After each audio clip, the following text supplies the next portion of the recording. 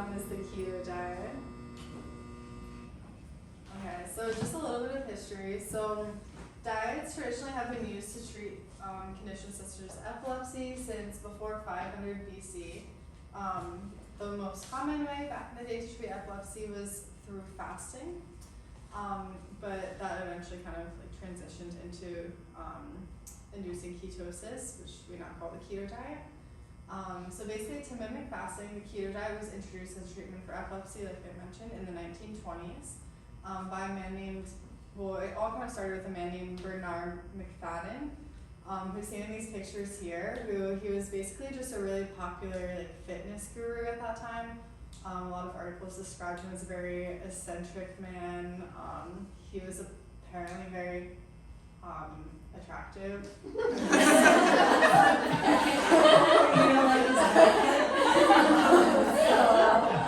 I guess that's how God people to follow him. But literally every picture, like I looked up Bernard McFadden, and there were like a lot of pictures of him naked. So I don't know. I guess the ladies are into that. But so essentially, he used his influence. You know, he was an influencer, you could say, back in the day, to promote fasting in this keto diet. And he claimed that there was no disease that he couldn't cure with fasting. And so his assistant was Dr. Hugh Conklin, who obviously he was a doctor, and he was the one who first started using fasting specifically for the treatment of epilepsy. And then a different doctor kind of caught wind of this. This was Dr. Raoul Galen. He heard of the results that Dr. Conklin was getting. He started doing this himself, and he started his own study, which he then presented at the 1921 AMA convention. And then after that, things basically like exploded. So in the 1940s is when anti-epileptic drugs started to become widely available. These are the drugs that we now use today. And you can see this little picture has their price next to them. So obviously fasting or like recommending a keto diet is essentially free. And as we talked about before, like there's no money to be made in things that you can't patent. So you can see all the drug prices of anti-epileptic drugs over here on average. However, in 1994, Dateline aired an episode about a 2-year-old boy named Charlie, who essentially he had intractable seizures. He had been to multiple different doctors, and then eventually he went to Johns Hopkins, and they quote unquote cured him simply by using the keto diet. So they formed something called the Charlie Foundation, which is still active today. And essentially the point of the Charlie Foundation is just to fund research and kind of like promote the keto diet for use in like treatment of epilepsy. And there was a movie made as well which kind of like raised awareness in the late 1900s. I think it might have come out in the early 2000s actually, but you can see a picture right here. I don't know if anyone has seen it, but it's called First Do No Harm. So in terms of what is the keto diet, so when I was looking at some of the older papers that were written, like in the earlier 1900s, they defined the keto diet as being calculated with 1 gram of protein per kilogram of body weight in a child, and 10 to 15 grams of carbs per day, and then the remainder of calories would be in fat. And so it seemed like initially, when I was kind of like reading about the history of it, when doctors would use this to treat epilepsy, they created like a very, very strict diet plan for kids to follow using this formula, or like very slight variations of the formula. However, as the anti-epileptic drugs became more common, this is something that they stopped teaching doctors. And so it was kind of saying like nowadays a lot of doctors just say like, oh, this, like how could this work, or like they don't really have much faith that it will work. But also they stopped learning how it worked, and they stopped learning like how to actually like promote it and prescribe it in a sense. Like the idea nowadays that a lot of people have about the keto diet is just that it's a diet high in fats and low in carbs, with adequate protein.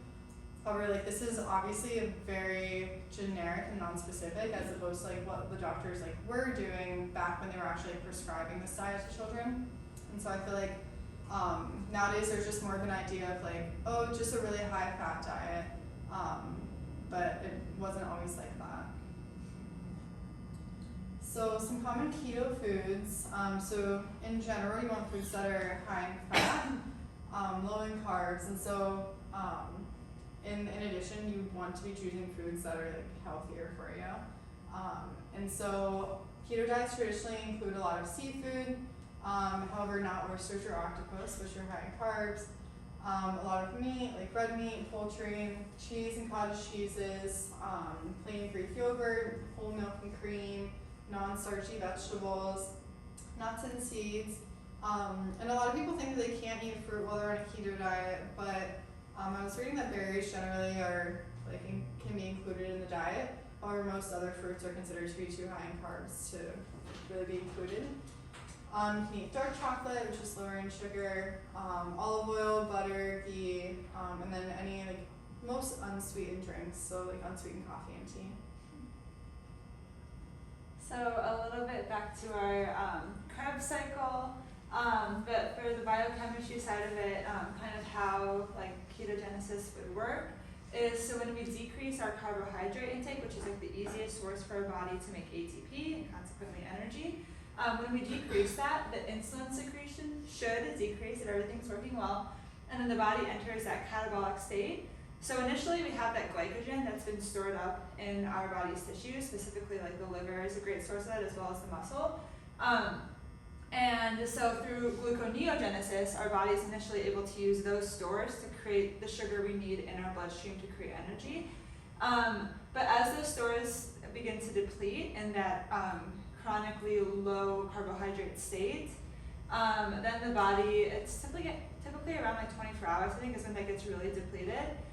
Different for everyone though. And then the body goes into ketosis, which is where they're making ketones as an alternate source of energy because there's not enough glycogen to be used. So during this ketogenesis, this is probably why it's been so popular for weight loss, is they still understand the exact mechanism to why it's beneficial for weight loss, but what it does is it goes into the fat storage and it's used as energy. It's broken down into fatty acids. And some of these fatty acids are acetoacetate, beta-hydroxybutyrate, which are also what we see in the diabetic ketoacidosis. So those are the same ketones, just in a lower level. So the body uses those for energy. They're also an alternate source. The brain can use them really well. Some people say that it's beneficial for the brain.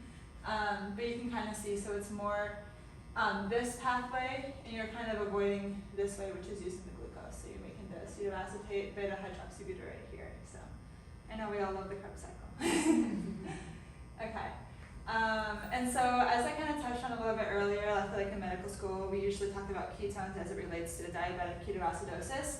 That's when you have ketone levels, like the ketones we discussed previously, at 10 millimoles and above. I think it's millimoles and above.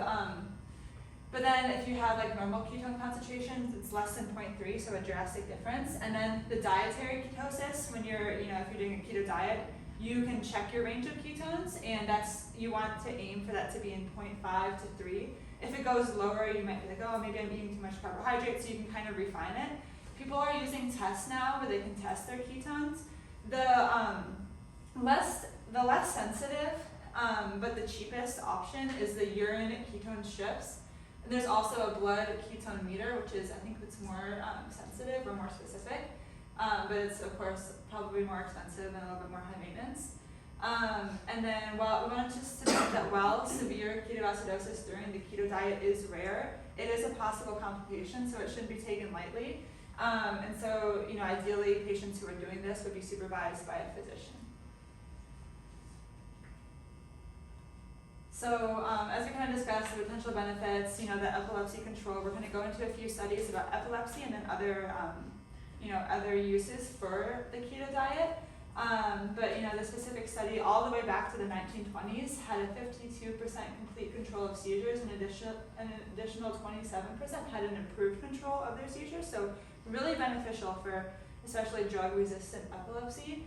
Also, worth noting is the improved behavior in children and improved cognition, which kind of goes to show that maybe those ketone bodies are actually a really good fuel for the brain, some are suggesting. And then currently, we all have heard about the keto diet for weight loss. as well as appetite control, and it kind of counterintuitively improved lipid profiles. Even though it's a high-fat diet, there have been some studies that have shown that it's improved lipid profiles. Some report improved energy, and then also there's kind of this use of it during cancer treatment for some patients. Some doctors will try and incorporate that as well. So for the epilepsy study, there's a lot of data here, but basically this was a Nature article in 2023, and it was a cross-sectional study. It was really cool. It actually assessed children in the keto clinic of Ames Shams University and Children's Hospital. Since they started seeing patients, they were able to retrospectively look back on all these patients, call them, and see if they were still on the keto diet, and then consequently how they were doing with their drug-resistant epilepsy. So 30% of the patients were still on the keto diet when they followed up, and then 56% had stopped, 10.5% couldn't be reached, and then 3.5% had passed away.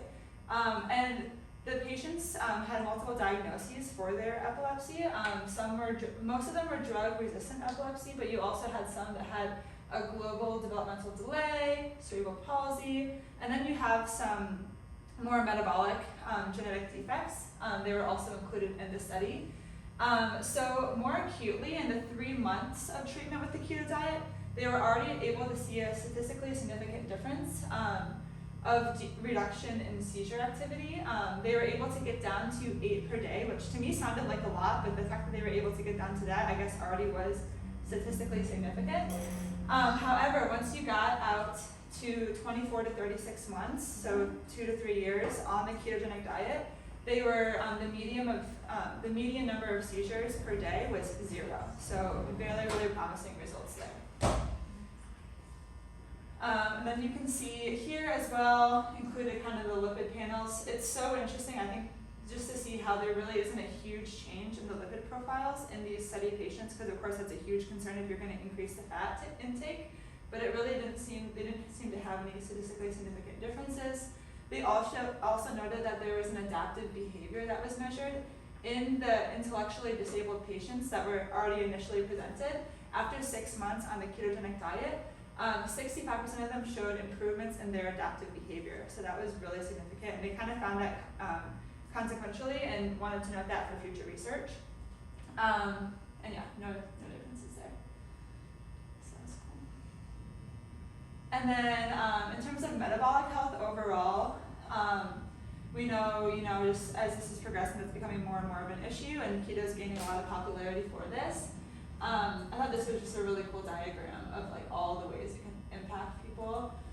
Decreasing inflammation, decreasing oxidative stress, as we talked about, increasing gluconeogenesis, increasing lipolysis, so that's the breakdown of fat that happens, we were kind of discussing before.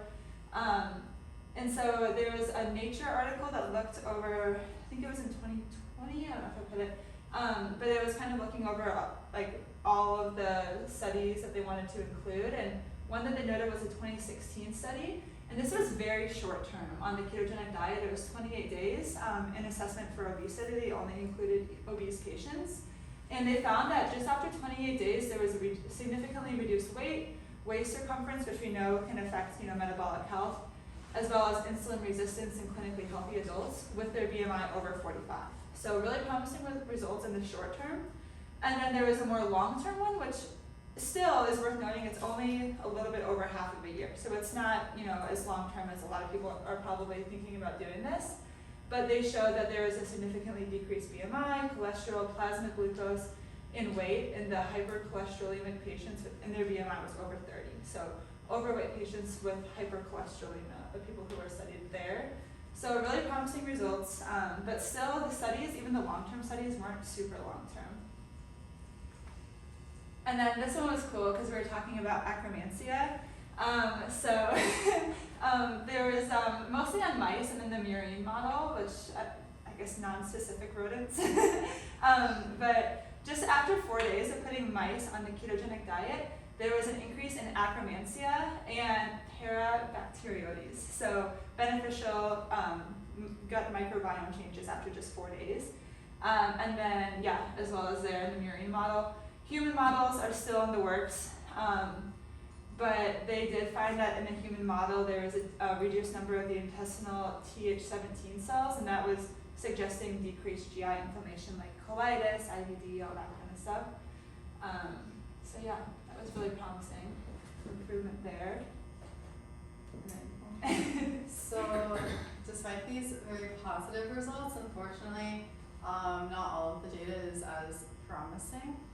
So like Hannah had mentioned, a lot of the studies were done more so in the short term, and they did have great results. However, just worth noting, like Hannah said, like a lot of studies did not really look into long-term results.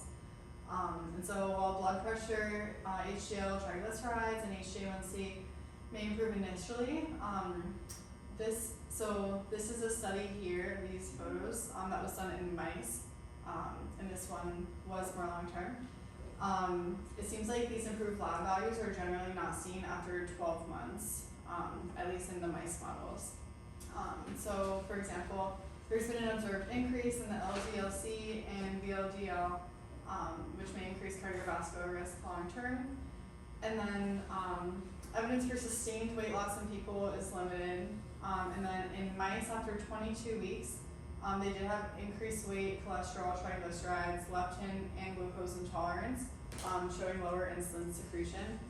So these graphs over here, so this shows weight, the weight gain in mice. And so as you can see, initially, within 5 weeks, the mice had lost a lot of weight.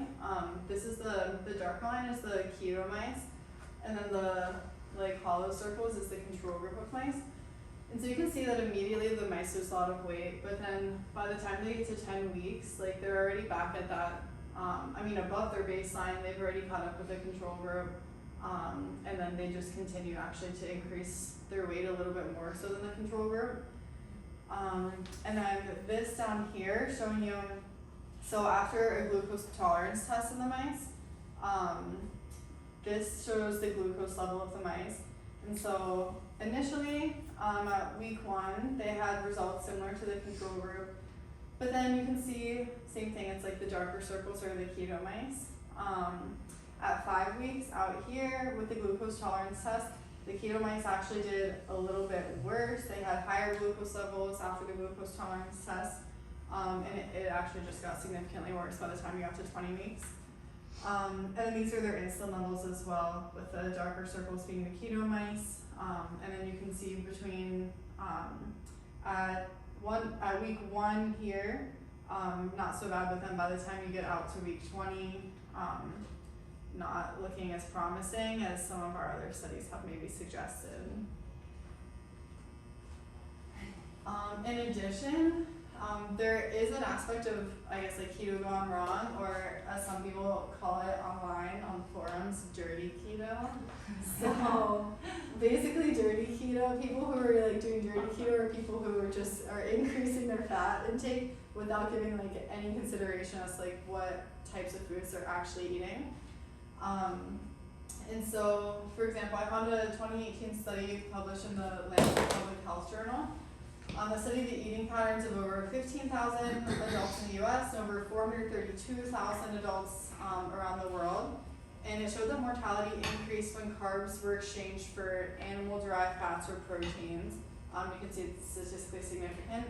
However, mortality decreased when the substitutions were plant-based.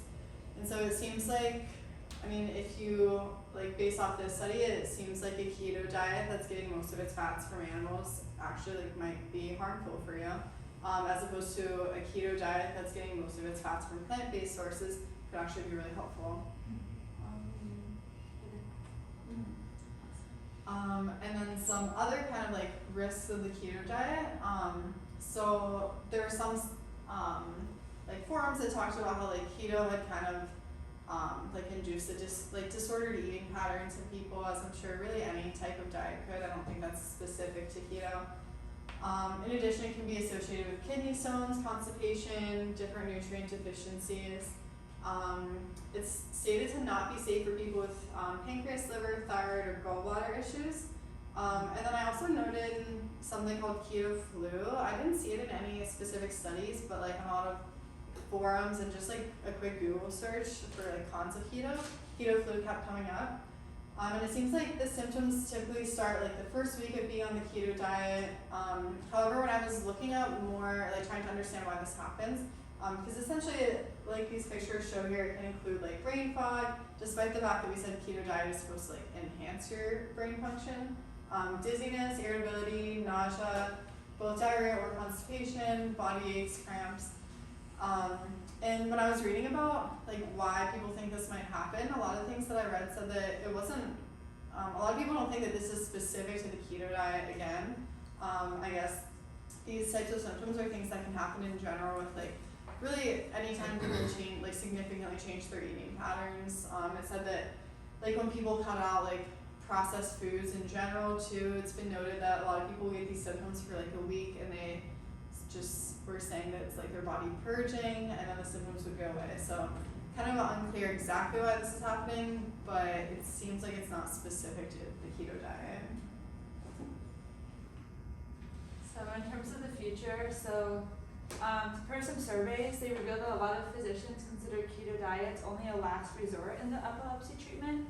So it's going to be super important, as the research progresses, just to kind of include that in, the clinician's repertoire of kind of like things that they can add to help the patients. As also, as Megan said, it's relatively cheap or free. You're going to eat anyway, and just kind of changing the diet could be a good option for some people, especially for epilepsy, given the really promising research there. And then also, just in terms of the market for the ketogenic diet, it's forecasted to reach $12.35 billion in 2024.